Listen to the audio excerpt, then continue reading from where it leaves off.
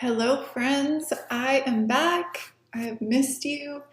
For those of you that have noticed, I took the month of September off of recording new podcasts. I absolutely love this avenue of communicating with you guys, but I had a lot going on and I just needed to have a little bit more space in my calendar to be able to tackle some things with just, a good amount of energy and not feel fried. And so I gave myself permission to take a break, and it was wonderful, and I'm back. So this episode and the next one, we're kind of going off script a little bit different. They're a little more personal, but I think you guys are going to enjoy the conversations. I've pulled on Instagram to kind of get topics that you all are interested in. And I think because this year has been so different than we maybe had planned, a lot of you are wanting a lot more personal content in addition to the marketing stuff. So one of the questions that I got asked a lot on Instagram when I would post videos, people were asking if I had lost weight or what was I doing. And so since so many of you seemed interested, I thought I would share my journey. So anytime I'm like going through something or learning something and it seems beneficial, I want to share it with you guys. So let me kind of go back. When COVID and quarantine first started, I found myself going between two reactions involving food. One was days that I was stressed, which kind of were all days. But days where I was stressed and unsure of what to do, I was eating all the things. So from morning till night, I felt like I was eating. I was, just eating till I wasn't feeling good. And then it was kind of like a nervous thing. And then on other days, I was working on kind of making some changes to the business to make sure that we were responding as best as we could to just all the changes and to what our clients needed. On those days, I would go till 4 or 5 o'clock and realize I hadn't eaten. So both days I was just not feeling good. Like I would either feel overstuffed or the opposite, where like I would realize by 5 o'clock I had a massive headache and just not feeling myself. And so I did that for about 30 days. And then I kind of had this conversation with myself. And as I say that, I really hope that you guys talk to yourself too. But I said, Barbara, you don't know how long this is going to be. It's obviously more than just a few weeks. And since this time is going to pass anyway, it's up to you on how you come out on the other side. And I knew that if I kept going down the path I was going, I was not going to feel good 6-8 months later. And so I thought, okay, when else am I going to have this opportunity to put a little bit more of a focus on my health and on what I'm eating and moving my body? Now, to be fair, I have always felt like for the last, let's say 10 or 15 years, that I'm fairly healthy. I try to eat good food. I try to eat, whole foods. I'm an active person, but I, just like anybody else, get into habits where I don't feel good. To be fair, to kind of share, we built a house the last few years. We moved. It was just a lot going on at the time. At the same time, running a business. So I had some weight that had kind of crept up that just became the new norm. And it wasn't, a huge deal. I wasn't crazy uncomfortable. But when I stopped to realize that, I thought, hey, I could feel better. So what did I do? Well, I follow this health coach on Instagram, and I just liked her style. I liked her personality, and so I thought, what the heck? Let me see what she offers. And I'm all about having a coach for a business coach. In the past, I've had a personal trainer to teach me some things, and once I learned, I'm like, okay, I can do this on my own. But I'd never had a health and nutrition coach. So I reached out to Dr. Jacqueline Booley and just kind of saw what she does. I realized it was about macros, but now I've been following her for a while. So her approach just seemed very doable. It was very like part of her way. She's a great cook. She's funny, no nonsense, very much my kind of gal. So I reached out and I did a consult with her. And I realized that I just wanted to work with her. And I thought it would be for just a couple of months at the most. Well, fast forward, started this journey. Over the last 6 months, I've lost pretty much close to 10 pounds that I've kept pretty steady. Some days it's 11, but you know how that goes. And a little more than 9 inches all over my body. So clothes that were tight no longer are tight. But I don't want to just focus on that part because that was bonus. But man, I just started feeling better. She taught me a lot. I learned a lot about food, kind of some of the choices that were good choices that I was making before, like eating an entire avocado, which is like delicious and it has health benefits, but just learning how to put some of those things in perspective and how to, make the best choices for myself. So every month I learned something new with her, and it was more than just weight loss. It was a lot of just like, what are my triggers and why do I make certain choices? And what are these like little things that sometimes I think about that stop me from reaching maybe a goal that I had? So my experience was so good. And then I had so many people ask me about it that I thought, well, I can tell you what she told me, or we can just have her come on and talk. So that is what this episode is all about. She's not just talking about my experience, she's talking to her method and her coaching style, and I just think she offers some tidbits that everyone can use. So if you feel like COVID got you so stressed, you don't feel physically the way that you want to feel, you want to make some changes, I hope this is a conversation that just at least opens up possibilities for you. I mean, I've been a person that always felt like I couldn't lose a good amount of weight, or and again, it's not just about the weight, because I just feel so much better. And I kind of know now when I'm making choices, it's because I'm making the choice. I'm not letting kind of the day dictate the choices that I'm making. And I still have bad days and all of that. So I need to zip it, right? This is the part where I talk too much. Let's get into this interview with Jacqueline Boulet. I think it's at Boulet, I think is how you say it. And you guys are going to love her. She's so much fun. Let's go. Welcome to the Marketing Home, Marketing You podcast, a show for busy multifamily and real estate professionals that want to kick butt in their careers without sacrificing their lives or their sanity. Week after week, Barbara Savona of Sprout Marketing brings you quality conversations with industry leaders, mini marketing workshops, and step-by-step guides on everything marketing, business, and career growth. So grab a cup of coffee and get ready for some outside-the-box ideas from the girl that lives inside the shipping container box. Well, Jacqueline, I have to tell you, I am over the moon to have you on today. I have had such a great personal experience in working with you that I was honored when you agreed to come on the podcast today. Oh my gosh. Well, thank you so much for inviting me to be on with you today, Barbara. I am just excited to be here to share a little bit about your story and about how my approach to lifestyle change and how people might be able to take one or two little tips or tricks that we chat about today and apply it to their life. Exactly. And that's what I love. So in our marketing business, we always talk about doing small things and implementing them over time, and you'll see the results in your business. So specifically, we work with apartment communities a little bit at a time. They make changes and they start to see that momentum. So for me personally, I was telling you a little bit before we started recording, I followed you on Instagram. I loved your style. And I love that it just seemed doable. And so that has been my experience in working with you since the end of April. And so I wanted to share that because part of the Marketing Home, Marketing You podcast is the you part, the personal part. And for me, I've had lots of people reach out. They're saying, what have you been doing? I'm on Zoom all the time, and I'm sometimes do the Instagram stories. And so I'm surprised that people could tell. But I thought, okay, I looked back, and right before we got on, I'm like, I've lost a little over 8 pounds since working with you. I've lost 9.5 inches. And the crazy part is this has not seemed hard at all. So I would love for you just to dig in a little bit about why your approach is different and how you kind of tackle working with people. Oh my gosh. Well, first of all, congratulations on your success. And let's deem that as, yes, there's an aesthetic success, but there's a mindset success change. And so let's bring it back to what you were sharing with about small changes. There's a book that I adore. It's called Atomic Habits by James Clear. And it really sounds to me, in your marketing business and in my business, if you really make it an ideal thing to connect to one small change that will lead up to a series of larger changes over time, that's how it's going to feel like it's not painful. It's not going to feel super uncomfortable.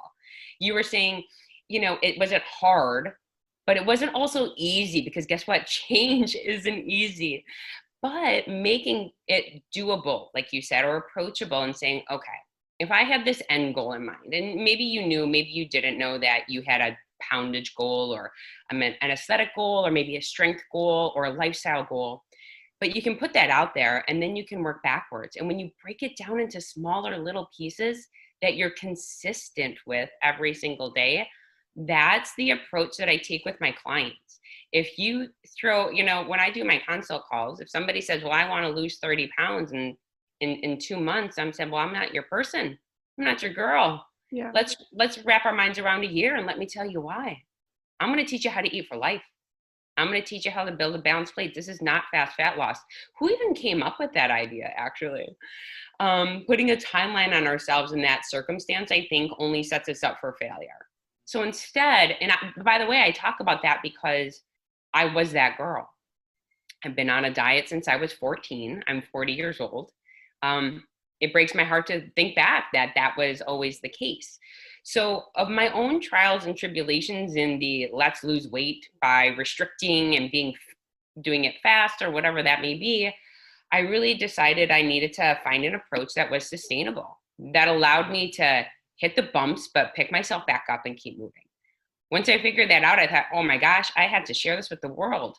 How can I not only share this, but then encourage people and support them and coach them during it when the sticky spots happen, like quarantine, or your gym is closed, or you don't have access to groceries. So that's my approach. Definitely really lends down to, let's take a look at what your overall goal is. Let's work backwards and make small, consistent changes that lead to a longer lasting lifestyle change. I think that's exactly what attracted me, and what I've actually found to be true in working with you. And I love that you talked about your journey, because when I followed you on Instagram, it wasn't like you were always conscious about having a healthy lifestyle, but you really saw a lot of change when you shifted. So can you talk a little bit about that? Because you were someone that worked out, that ate well, or did all the things that you were supposed to do, and it seemed like you weren't getting the results that you wanted. What shifted? Oh, I love that you brought that up, because I think this resonates for so many people, especially women, probably like in the 30 to 50-year-old age range. Let me share with you why. So by training, I'm a chiropractor. We have nutrition for 2 semesters in school. Not to mention, I grew up in a home where my mother cooked. We made nutritious meals. And so it was always my passion, food and nutrition, and also fitness I got into later in life. So in my time of trying to figure out my body, I was doing CrossFit 5 to 6 days a week. Then I added in a spin class. I really loved to live by a label of dietary lifestyle. I thought if I lived as a vegetarian, as a vegan, as a high raw vegan, as a pescatarian, as a paleo person, strict paleo, that I was going to magically land the body of my dreams. And that was never the case. I would lose weight, I would gain weight, I would white knuckle through it by all the rules that were instilled by these lifestyles. And then I was good or bad based on if I made the weight loss, or based on if I, was sticking to the rules and avoiding oils or certain nuts or certain vegetables, whatever it may be. And that was setting me up for punishment and for failure. And honestly, for terrible negative self-talk. And that got exhausting. My mind started getting so sad. Not to mention, I was 30 pounds overweight, but I was doing all the right things. Right. That's when I really pumped the brakes. I was exhausted. My body was carrying excess fat. I was inflamed. I was having chronic low back pain. As a chiropractor, this is mortifying to admit. But I was looking at my body and I was like, something's not right. I'm seeing physically an imbalance in the muscles. I need to help myself. But with my tail between my legs, because I thought, who's a coach to hire a coach? Like, I should know this. Well, and I started to say, I'm a failure. I'm wrong because I don't know this and I should have had this figured out. But I recently listened to an amazing podcast I know that all coaches, the best and the best of the world, have coaches. They have teams. They don't work alone. So I decided, okay, I'm going to hire somebody who's going to help me figure out the balance for me. So I did a 180, and this scares the crap out of people all the time. I stopped working out 6 days a week, and I started working out 3. I cut my workouts in 50%. I gave my adrenals a rest. I gave my brain a rest. I gave my body a rest. And instead of just saying it's a rest day, I changed the nomenclature and I call it a recovery day. Which is huge. Yeah. It's like the language that you use. It's almost like you're working, like that is part of the process. It's like, oh, that I'm doing a check mark in the process by changing the name. Yeah, I love that you said that, a check mark in the process, because part of your process is now to recover. I'm giving you that permission. When we give ourselves permission, that's when the magic truly happens. That can be permission in less exercise. That can be permission is, guess what? I ate carrot cake for breakfast this morning with my coffee. Okay. And I'm having sushi for lunch. That's sashimi. That's called balance, right? And that's what I teach my clients to do. There is zero guilt in me eating that coffee cake with cream cheese frosting this morning, or carrot cake. It was incredible, but I understand how to balance it out. And that's the difference, right? Before, when I was strict paleo, couldn't eat it. Oh, that frosting probably has canola oil in it. You know, it has gluten in it. Jackie, oh, you have Hashimoto's thyroiditis. You should be off gluten and dairy.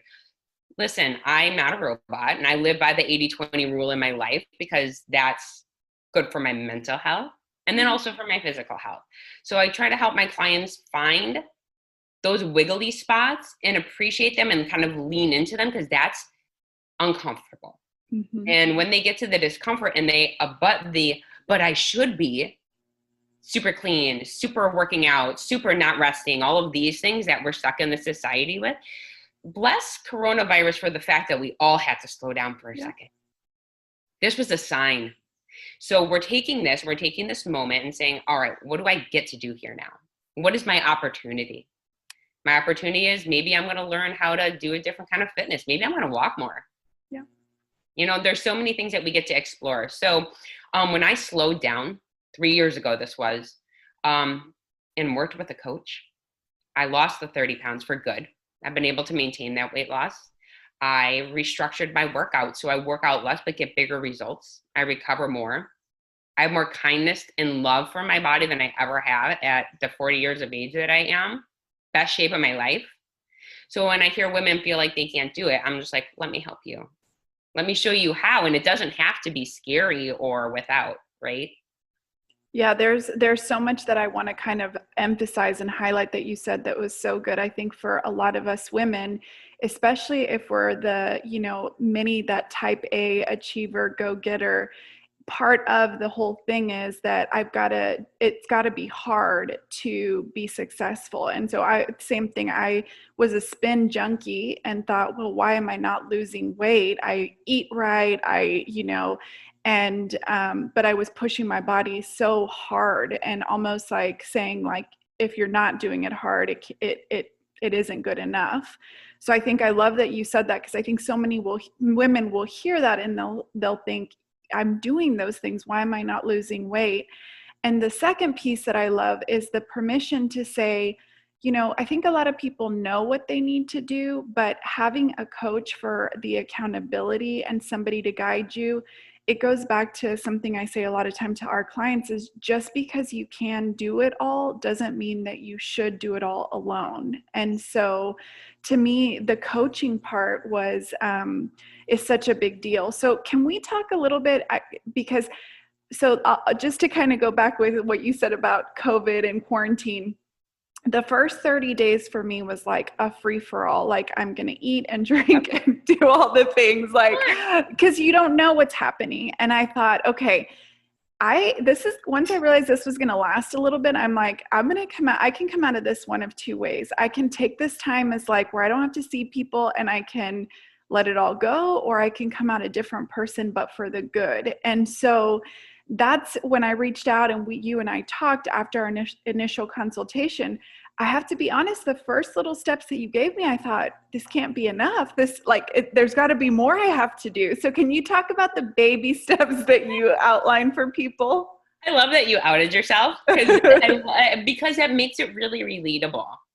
I love always talking about the first few weeks with clients because people, like you said, you want to be pushed, you want to be challenged. I also know, like, let's just have a disclaimer here. When you hire a coach, you have to hire the right person for you. And it's not always a right fit. It's not always a love match. And so finding the right fit, I think, is integral. So being able to have a consult call with somebody to see if you're a match, I think is super important. So that all to say, I tend to be, I'm a structured person. Mm-hmm. I'm more of a cheerleader and a lover. I give permission, but I push up and give a touch of tough love when somebody wants to give me resistance back. And I'm going to ask you to question yourself in the best way possible. Yeah. Okay, so we were talking about starting in the beginning and the small changes that we were starting with you in quarantine. I think that when I ask my clients to really start in the beginning, it's, yes, I will give, okay, I say this. So just so people understand what it is that I really do, I help people find balance on and off their plate. So most people come to me with a goal of weight loss or an aesthetic physical change. I usually push people to get beyond that. I say, well, what about strength? What about lifestyle? What about sleep? What about scheduling? What about self-care? So then all of a sudden people are like, wait a minute, that's kind of not why I signed up with you. And I'm like, well, you're getting, it's more than just macros, hashtag, Right. because guess what? Any girl or guy out on the internet can sling macros at you, okay? If that's what you want, I'm not your girl. But if you're saying, look, it's quarantine showed up and it said, this is going to be emotional. This isn't just Oreos and wine for 4 weeks, okay? It's going to be that plus, because now we're going to not be going to work. We're not going to be physically seeing other people. We're not going to be doing our regular social routine. And that gets to be the emotional piece. And when we start to peel back the layers of the onion and get to the core, that's when we really get to the kind of either darker, ugly stuff or the real reasons why we might be doing these behaviors. And then you get to decide what you want that to look like. I call it data gathering and information observation, because when you start to recognize, oh, I'm stressed out, so I'm going to grab a glass of wine. Oh, I'm stressed out, I'm taking down a sleeve of Oreos. Oh, I can't hug my, niece, and so I'm going to go, do this behavior or not work out and just sit on my couch all day. If we are honest, which I always say in my consults, look, the one rule I have is just be honest and don't lie to me.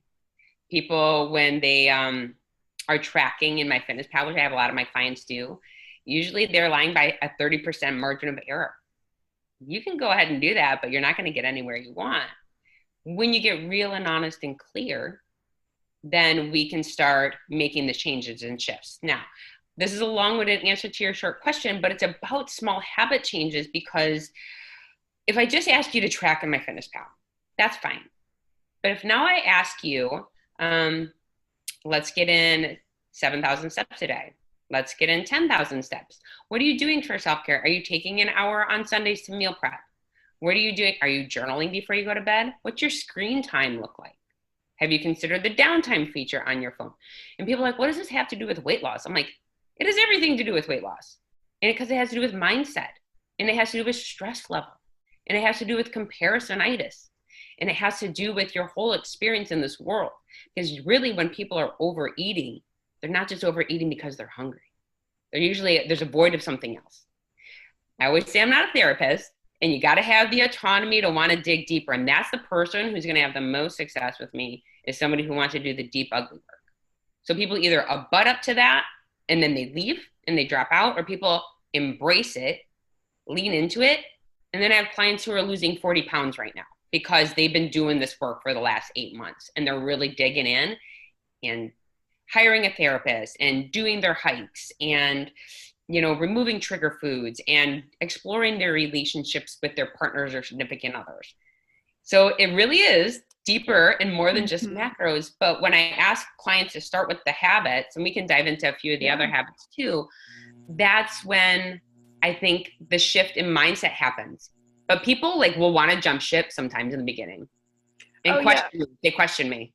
I know I did, because I thought, okay, yeah, I get it. I know this stuff. I teach some of this stuff, but it was so good to be held accountable and to be reminded of how it all ties together. And I love that you said that, the triggers, the stress. So for the majority of our audience, these are property managers. So they're kind of, just to give you like an example of their stress level, our property managers, they are, especially when this started, some of them were, yes, working from home, managing a community of 200 to 300 units. So that represents 200 to 300 families. Will they be able to pay rent? All the challenges that those families were having while homeschooling and doing all those things.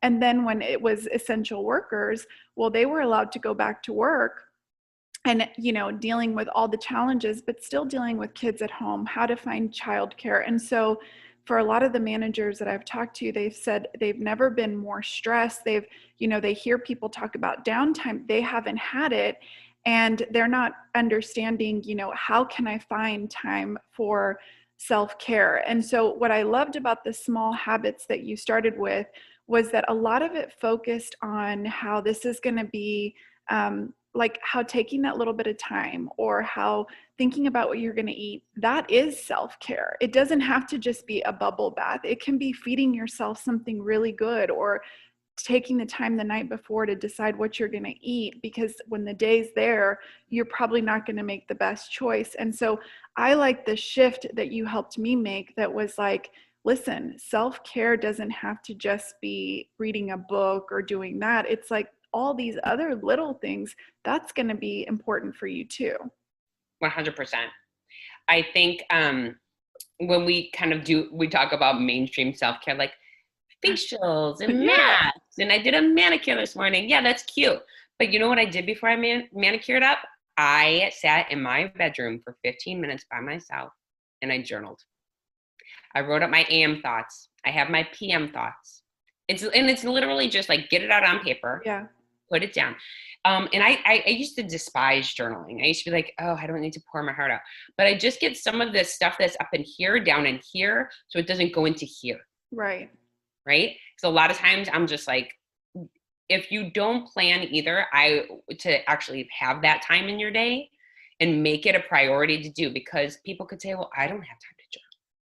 Well, we all have the same amount of 24 hours in a day. I used to only journal for 3 minutes. It sounds like the silliest number on the planet. And I would physically write it in my planner. And this is something that I suggest for a lot of my clients. I use a planner. Actually, I happen to have it right here. It's called the Self-Care or the Best Self Journal. And I love it because, first of all, it's super adorable to look cute. at. But the thing about her is she has space for gratitudes. She has space for, if today was awesome, what would it look like? One thing. And I'm like, wait a minute. If I just get up and I actually go to the bathroom and wash my hands, did I win today? Yes, I did. Check. Thank you. Before, when I used to use a journal or scheduler, I used to feel like I never got enough done and that I was a loser for the day because I never finished my to-do list. I was constantly chasing my to-do list, which was 20 pieces long. I was never good enough. And then I thought, you know what, I guess I'll just try again tomorrow. Yeah. And then I was stressed that I didn't hit my goals for the day. And then my stress would lead to what? Food, wine, self-sabotage, negative self-talk, all of it. When I found this journal, it also asks you for habit tracking and to rate with a smiley face or a sad face or a neutral face what your win of the day was as far as like emotionally. And it asks you to grade it out of a scale of 10. So it gives you this space to have days where you're super successful, hitting all the check boxes. You're also successful if you hit 3 of the check boxes, and then you can carry it over. But now I have space to do my Zoom call with you. I have space to get my workout or my walk in because I time blocked it in. I blocked in an hour to scroll Instagram and have lunch. Now I don't have guilt because I'm on my phone. I blocked in the time. I also blocked in 3 minutes to journal and then to meditate. Sounds silly, but when I actually gift myself that 3 minutes, I'm just a little bit more conscious. Yes. I'm a little bit more kind, and I'm a little bit more centered and grounded. So I always tell my clients, I'm like, look, you don't have to be me, but I'm telling you that the second that I gift myself with this time, to actually connect to me. I'm a better me for a better you, for a better community, for a better home. So when we give ourselves that space, because my niche working is with women between 25 and 55, a lot of them happen to be moms, or they are pet moms, or they're running businesses. Okay, I got one of three. And they're all, I'm so busy. They've got a baby. It's either their business, a real baby, or a fur baby. But it's one of three babies. Yeah. Absolutely.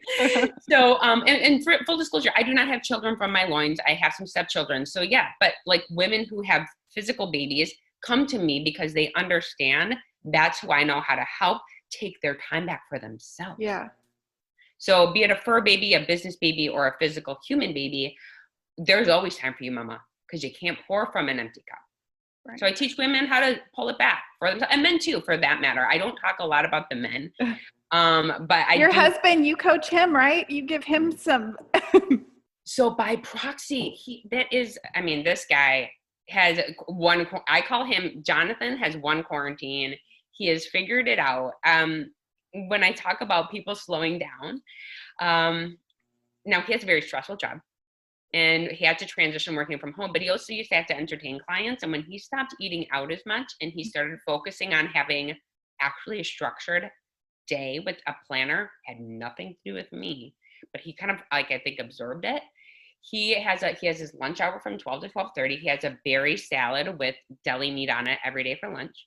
Consistency. Doesn't meal prep. Not a guy who wants to meal prep ever. Okay. He's opposite of me.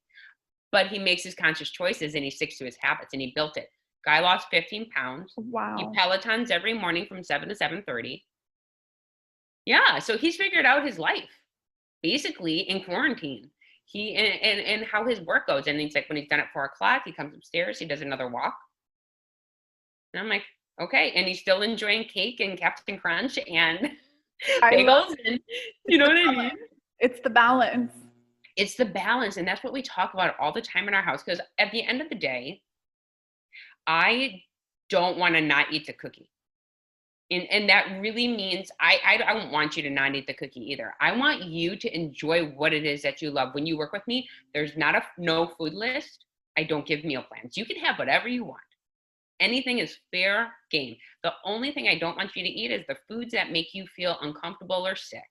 Other than that, you now have food freedom, which then leads to positive self-talk and not this negative, oh, I was bad because I ate what? Burger, fries, shakes, whatever. It doesn't matter. I lived that lifestyle for so many years and I was tired of it. But when you can strike the balance of, okay, we're having steak tips tonight and French fries and I had coffee cake and with cream cheese frosting for breakfast. Now I'm gonna have protein and a double veggie for lunch. Yeah. And not think twice about it. Well, that's what I love. So to kind of give, I want to share a little bit my cliff notes of how you and I, how you set me up for success. So my tiny habits that you started me with were making sure that I was getting enough water, which was a lot more water. I thought I was a big water drinker and I wasn't drinking enough. It was really good for me to see that sometimes I was thirsty, not hungry. And that still is like, so that was a big one. Putting the fork down between bites, that was huge. Like I was a quick eater because I wanted to move on to the next thing. And so even just those two tiny habits that you helped me start with, I saw a shift right away. And then the other thing is, I think when people hear tracking macros or calories, they think it's going to be overwhelming. I thought it was going to be overwhelming too, because I am structured, but I also like to rebel against structure, which is where the coaching has been good for me. But what I found was the way that you inched me into, hey, let's just focus on getting these calories first. Hey, then let's just add a little bit of protein. And then when it was time to really kind of button it all up, and I resisted. This is where the tough love came in. This was perfect because, I've had a couple of conversations with my husband where I was like, I think I could maybe do this on my own. And then the next day he said, what did you decide? And I said, no, I want the coach because in my business, I have a business coach. I have a coach and I see the value. I don't necessarily need that coach to fill every void in my business, but I need him to fill certain voids. And so you pushed back and you said, sure, you don't have to button everything up, but what do you want? Do you want the results, or do you want to not have to put that effort in? And it was like the kind of question that I would ask one of my employees. So it was really good for me to say, okay, I can't say I want this, but then not be willing to do this. And if I'm not willing to do this, okay, but then know that this isn't going to come. So those were the very practical things that you helped me with. Is that your approach with most clients? I would absolutely say yes. However, at the same time, it's also very customized. Right. So when you said water goal and we talked about fork down, those are kind of general that I give to everybody, because everybody can use that kind of stuff. Okay. Not everybody's hitting the exact same water goal, because it depends on when people give me their intake, like where I feel like I can push them. I will also say that when you do, let me rewind here. I customize everything because even though there are generalities, ultimately, I don't want any of my clients tracking macros for the rest of their life. So I have this global vision of you in any client intuitively eating. So again, just like we said, all right, we're going to zoom out 6, 9, 12 months. Let's work backwards. I want you intuitive eating by December 31st. Okay. Because that's your end date of working with me. Okay. Then let's have you starting to, maybe only track 3 days a week starting in October. Mm-hmm. And then in June, we're still tracking hard macros because you have a goal of hitting an aesthetic. So what do I mean by all of that? Ultimately, I want to teach you intuitive eating principles. This is a big buzzword. Everybody's like, well, just intuitively eat and you'll be fine. Whoever taught you what intuitive eating was? Right. Like that could get dangerous if you don't know what that means. Yes, it can absolutely be dangerous. It's like, well, I'll just intuitively eat all of this carrot cake because it tastes really good. Exactly. Like, well, you know what, sister? No, I'm sorry. If you have an aesthetic goal or a weight loss goal, you need to understand what a portion size is for you. I needed to learn what a portion size was for me. So let me take you back to when I was 30 pounds heavier. I was eating paleo. Strict paleo, following all the rules. But guess what? Your girl was eating about 600 calories more per day than I needed to be eating. Mm. Okay, even though it was within the parameters of the rules. So when I figured out, okay, let's not eat so much. Let's take it back a notch. Then I started losing weight.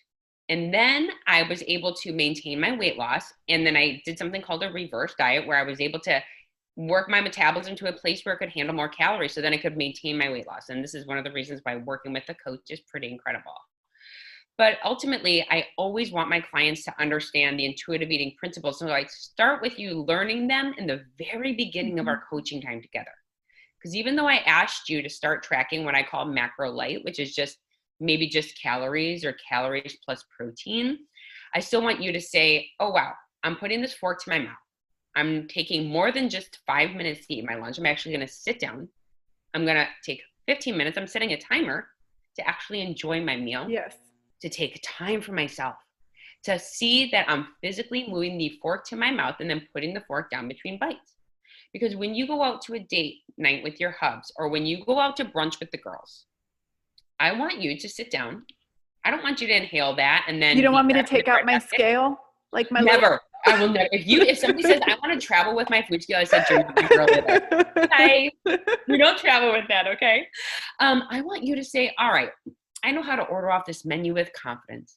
I'm also going to enjoy my conversation with my partner. I'm going to enjoy a mimosa. I'm also going to have a glass of water before and one after, instead of taking down 3, because Jacqueline taught me that that's a lot of calories. And maybe I want to save that for pizza night with my husband tonight, because we always have that on Sunday nights. Yes. So that's how I customize it, right?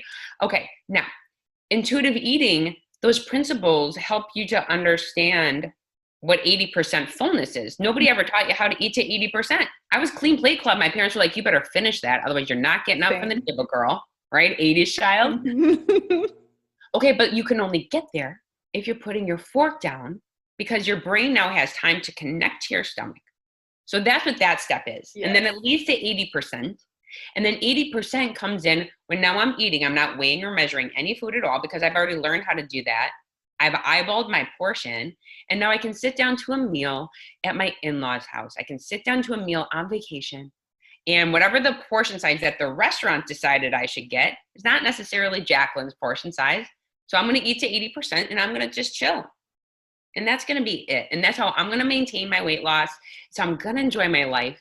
It's how I'm going to enjoy all the foods that I want to and desire to eat, and make it so it's part of my lifestyle and never feel restricted or feel like I'm off track or off balance. Yes. And I think that's when the training part is, people might feel like, oh, having to weigh my food or track it. It really is this learning curve of like, I never knew what 28 grams of peanut butter was, I never knew what, and I think knowing that now, you're like, okay, I can see where I might have sabotaged my weight loss goal in the past, because what I thought was a serving size of chips was like 3 serving sizes of chips. And and the other thing I think that helped me to do too is to slow down and say, even if food isn't bad, there's certain food that I don't feel good after I eat. And I'm noticing it because there's enough time in between having eaten it and tracking it that I'm like, hey, I think I shared that with you a couple of weeks ago. It's like, I'll eat a protein bar, but I notice that when I do that first thing in the morning, I want sweets all day, and I'm not as satiated as, say, when I eat a couple of eggs on a piece of toast or something different like that. So those cues are, to me, what you're helping your clients actually learn. And that's different for every single person. Absolutely, because what makes you feel good doesn't make another person feel good. And what you're going to stay consistent with is not what somebody else stays consistent with. When I first started tracking, I said, okay, I have all of these calories and macros I need to fit into my day. So I must, because I was following certain people like on Instagram and reading YouTube videos or watching them and blogs, that I needed to have 3 meals a day. They had to all be balanced in protein and carbs and whatever. So just like you, I started making observations.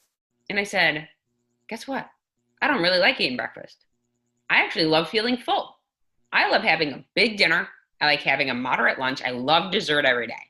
So what if I start like intermittent fasting? What if I start having here and plugging my days in this way? So I started playing around with it. So being able to make those observations and say, well, what do you enjoy? Because you don't have to have a protein bar in the morning. Or maybe you like that on some days because you're really busy and running off here. But then you know what's going to happen because you made the awareness and observation with now you're craving more sweets, and then that's not going to feel satisfying.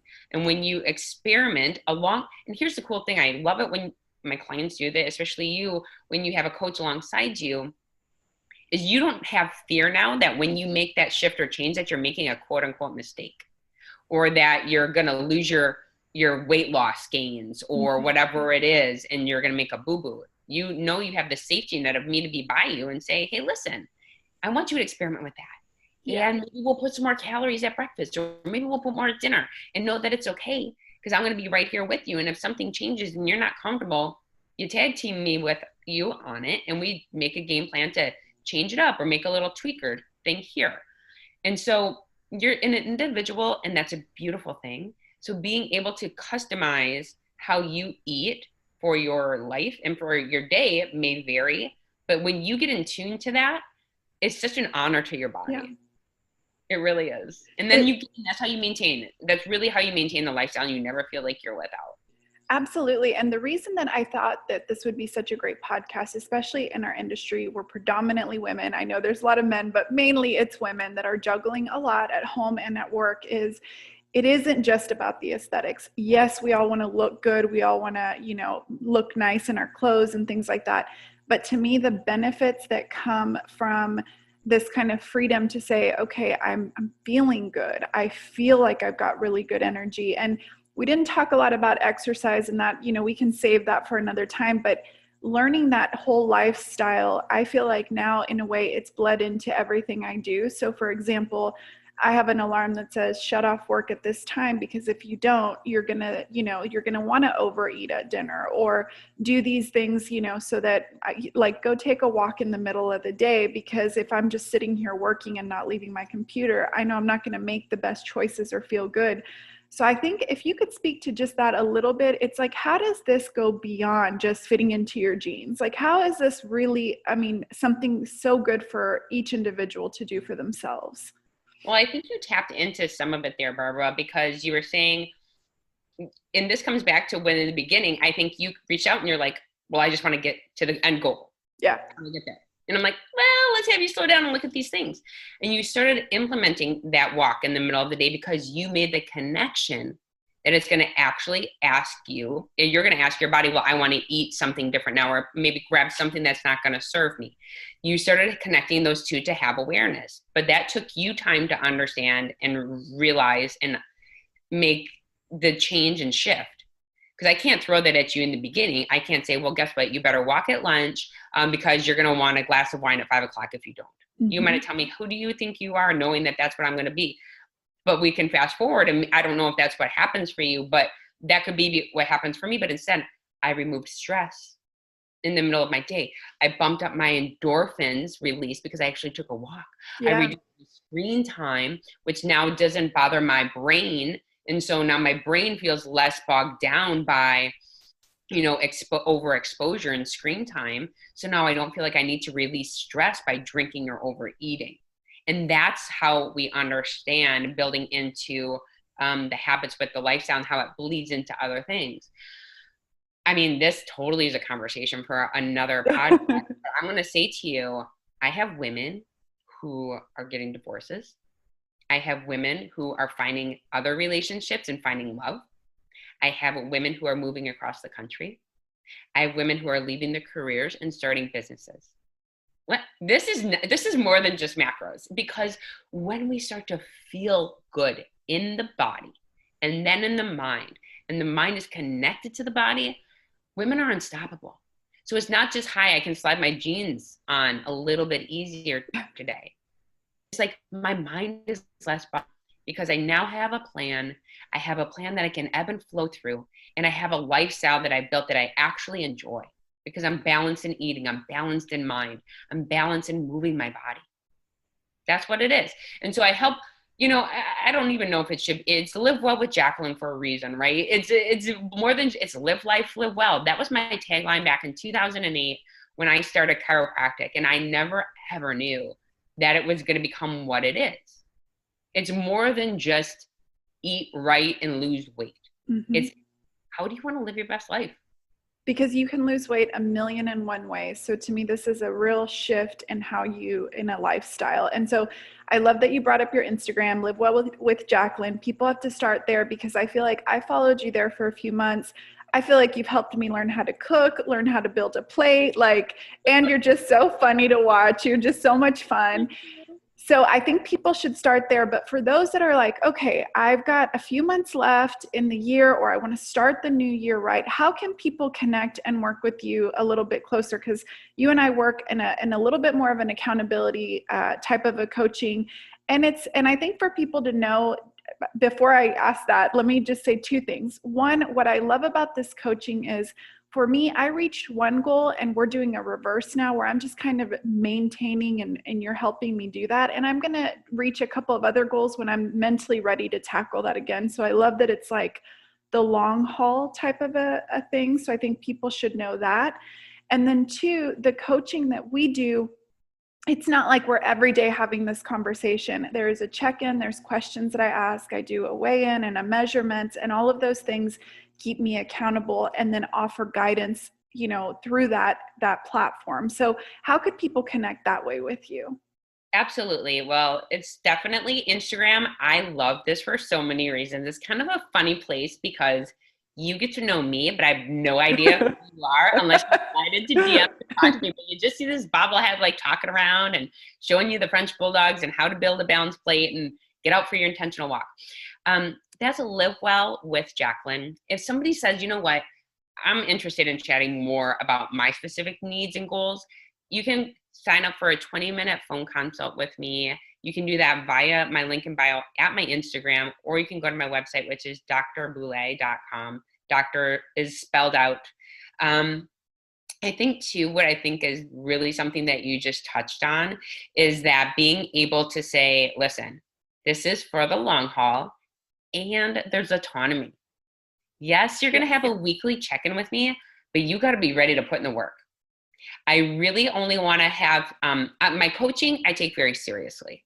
But I really want somebody coming into me, not expecting me to have all the answers for them or to handhold them. I really want somebody saying, I've tried a lot of things. I'm ready to make the investment in myself to do some of the deeper work and to figure some of things out on my own, but have the safety net of knowing that Jacqueline is here expecting to hear from me, and she's going to keep me on track, and she's going to give me some cheerleading and a little bit of tough love. But definitely stick on the Instagram, because I give away so much for free over there. I give away incredible, valuable content that will help empower you to make some small changes even right now. Yes. So go over there, follow me for a while. It's what a lot of people do. And if you like what I have to say, you like my personality, you're into a little Wisconsin accent, showing up, I love it. And, then slide into DMs and say, hey, how can we take this to the next level? Yes, I love that. And I think that I really wanted to say that because I know a lot of the women that we work with, they have so much responsibility. They don't want one more thing that they think is going to be that they're having to talk to somebody every single day. So it's not like that. It's just the right amount of, I would say, the right amount of support with the right amount of challenge. And that is, to me, the perfect combination that it does. So, and for those that are thinking, oh, I'm not sure if I can, this is a doable investment, but it's an investment in you. And like we talk about with any kind of education, you get to carry that investment for the rest of your life. It's not like a shirt that, wears out. This is the way that you're learning through Jacqueline. You're learning for the long haul. So Jacqueline, thank you so much for being my coach and for giving a little bit of coaching to my Sprout community here. And I hope that you'll join me again, because I feel like we still have so much to talk about. I think we do too. I'm excited. I love to do a part 2 ever. So thank you so much for having me. It was a pleasure chatting with you. And of course, I love working you as a coaching client. So again, thank you so much. And I'm looking forward to our next time together. Me too. So guys, I'll make sure to put all Jacqueline's information in the blog and in the show notes, and that way you can connect. Jacqueline, we'll talk soon. Okay. Thank you. Bye.